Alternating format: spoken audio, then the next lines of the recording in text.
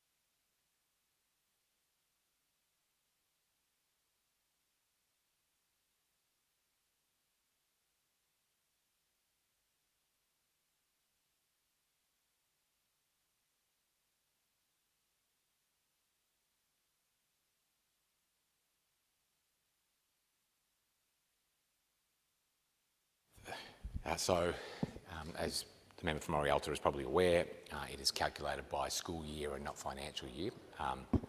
Mr Bernardi advises me that we are currently acquitting 2023.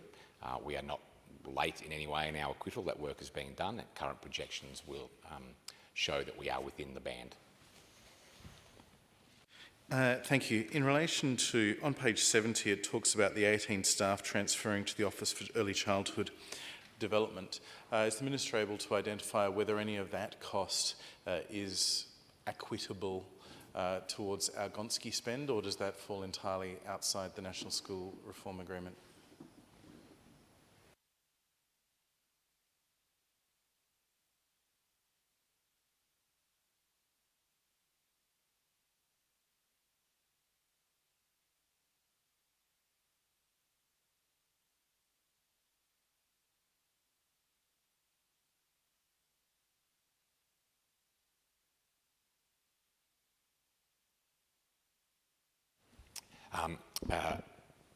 As per the long-standing Gonski arrangements around the spending of money needing to be in primary and secondary schools and can't be in early year settings, I'm advised that the the value of the transition of the 18 staff can't be counted towards GONSI expenditure either.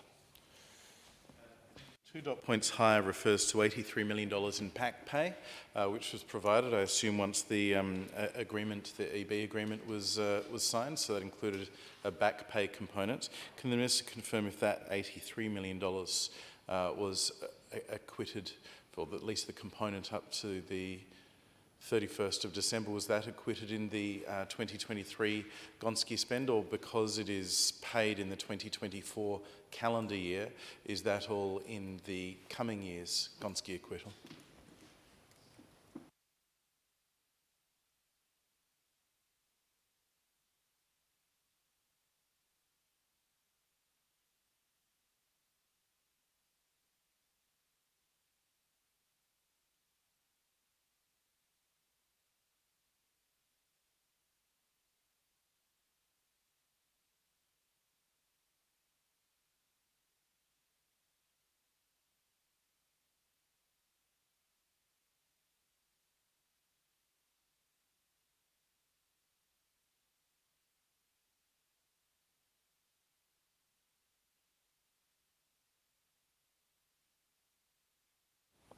So I'm advised that the EB component that relates to schools can be acquitted as part of the GONSCI acquittal process, but those EB costs EB costs that went towards early years staff cannot. I have two questions that arise directly from that answer. Is the Minister able to disaggregate how much of the $83 million would apply to school staff and therefore be GONSCIable, for want of a better word?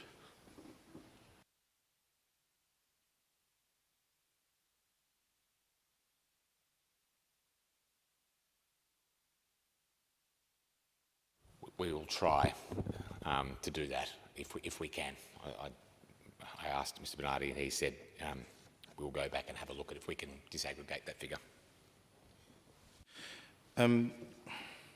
Noting that the vast majority of the staff in the Education Department are school staff, one imagines that it would be a significant proportion of that $83 million, but can the Minister confirm then, is that component, the $83 million or a bit less, being paid in the 2024 calendar year, noting that it's in the financial year 23-24, so eligible for questioning now? Does that $83 million or component thereof count towards our 2024 GONSCI acquittal and therefore reduce the requirement on the Education Department to otherwise provide new funding for public schooling in this calendar year?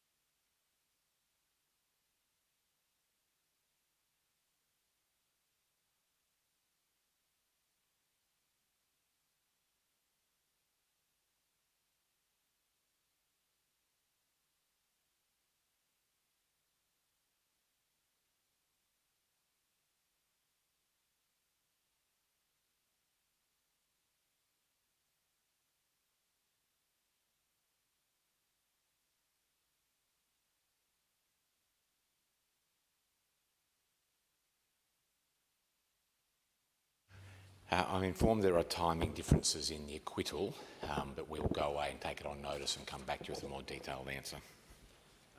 the Minister. I thank the Minister. On page 70, it highlights the assets, and indeed that includes the substantial number of public school and preschool sites, being 894. Over the last couple of years, the Minister has been good enough to provide updates in relation to the proposals to expand that number at Mount Barker and indeed the northern suburbs of Adelaide. Is the Minister able to identify what projects are within an Infrastructure SA pipeline at the moment?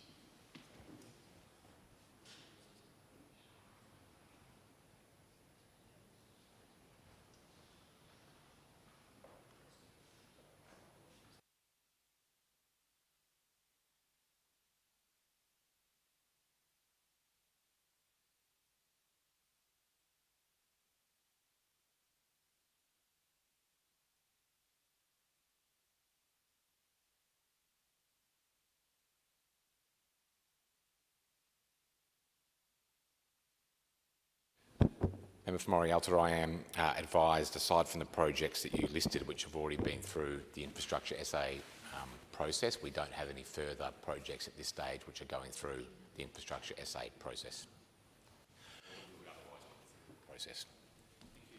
Can I advise, in relation to the 20-year infrastructure plan, which is referenced on other pages but all captured under this point, I would argue, is there a list of school projects and upgrades that are awaiting consideration by Cabinet as part of a budget process, or is there a different approach that is being taken?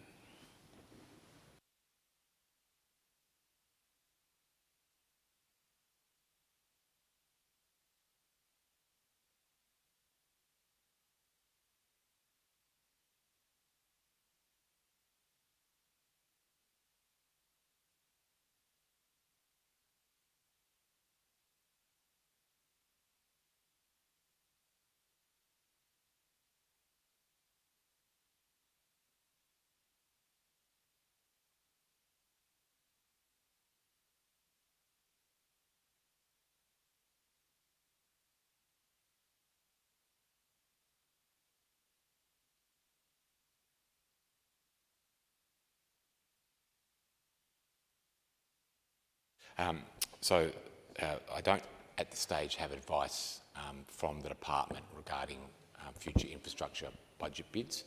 In terms of other lists, we have the asset condition list, of course, but that would have all 894 of those sites on them for projects of different size and quantity. But in terms of a list for a budget submission or cabinet consideration, Mr Templey's advised me that I don't currently have any advice from the department on that. Okay. I declare the examination of the Minister for Education in accordance with the Auditor General's report complete.